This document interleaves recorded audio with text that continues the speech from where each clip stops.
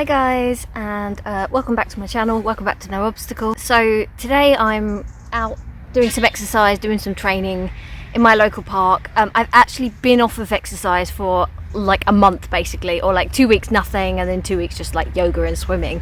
So I haven't been able to come out and do running and park gym and everything like that. And the reason is that I completely fucked my ankle. I went over on a pothole and sort of bent my ankle in half.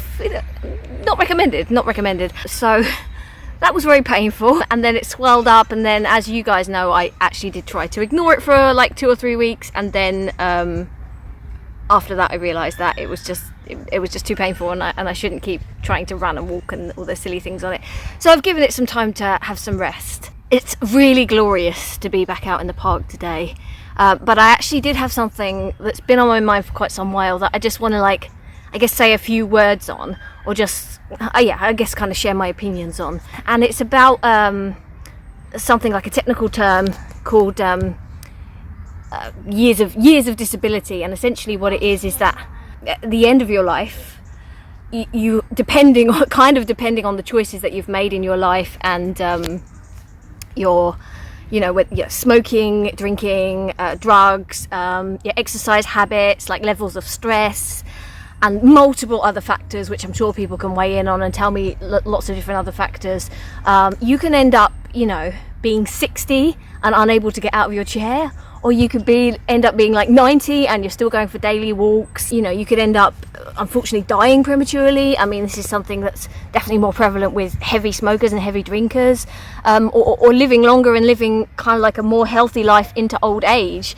And I'm, as you can see by I wouldn't say I'm young anymore. Like in August, which is in 2 months, I'm going to be 40, and having had like quite a lot of joint laxity and also quite a lot of sports injuries over the years, I'm definitely aware of the ways in which the body changes as it gets older, and the ways in which you need to cross train to protect your joints. To be able to continue being active into older age, you need to change up what you're doing, you need to adapt to differing abilities. I mean, this is especially prevalent after, I'm not at that stage yet, but for example after menopause, you get your estrogen drops.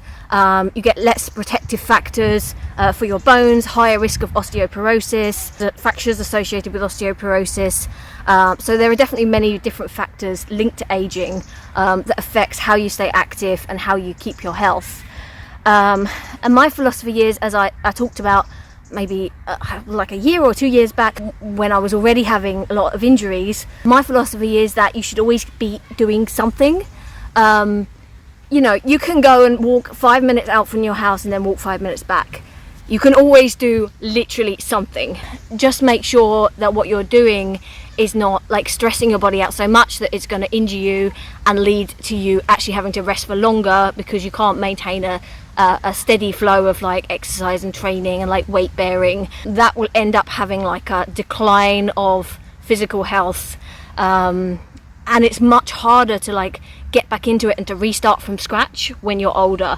If you maintain your health and fitness through I started when I was about 26, 27, probably about 27 when I started doing the zombie evacuation race, and I've continued on till now, which is like 12, 13 years. Have had to reduce it. I used to be running for an hour and a half, like 6-minute miles, but definitely I wouldn't be able to do that now.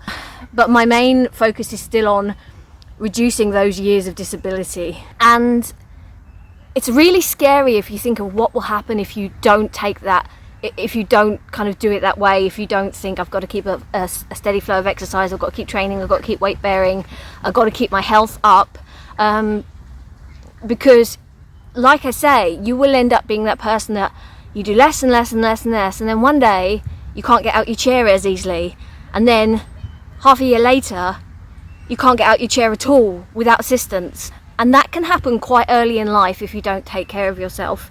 And people can continue to live on with, now that we have like all these social support structures in place, now that we have like carers, like neighbourhood associations that support elderly people, and lots of different medications that control the symptomology and the the kind of like long-term effects of different chronic diseases like heart disease. You can end up living for quite a long time, but these years of disability are just prolonged. You could end up having someone that can't get out the chair for the last 15 years of their life, which I'm smiling, but like obviously is horrific. You know, I once saw a man who was, like I say, like 90 years old, and he went for like half an hour's walk every day, which doesn't even seem like much when you're like younger and you're trying to like train steadily and you're trying to do like an hour or 2 hours every day, you're trying to go to the gym all the time. But like the dedication to do that, to continue that exercise, to continue that weight bearing, is what's going to keep you more healthy. And unfortunately, the depressing reality is that if you don't do that, if you sort of think, oh well, I can't do as much as I used to do, so what's the point, or if perhaps you don't have the motivation to do something regularly, you will end up being trapped by your body. You know, your soul can be as young as you want it to be.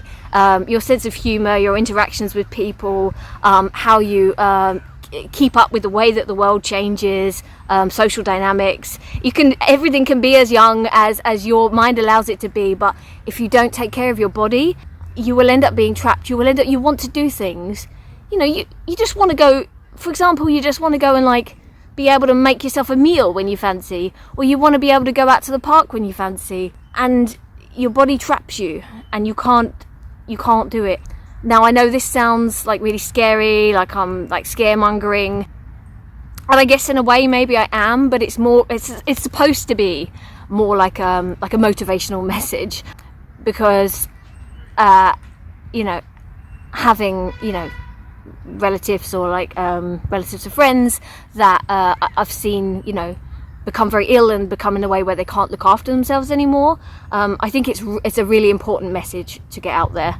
Yeah, so definitely going to cut all the ums out of this video, because apparently I can't speak to camera at all anymore. There's not much more to the message than that, but for me it's a really important point. So I just wanted to, like, it's been kind of bubbling around in my head for a while, and I talked to my mum about it and she was like, that sounds really depressing. So I was trying to find like a motivational, positive way to speak about it. So you can tell me whether I have managed that or not. That's it really. So thanks for watching this like completely unscripted stream of consciousness. Enjoy.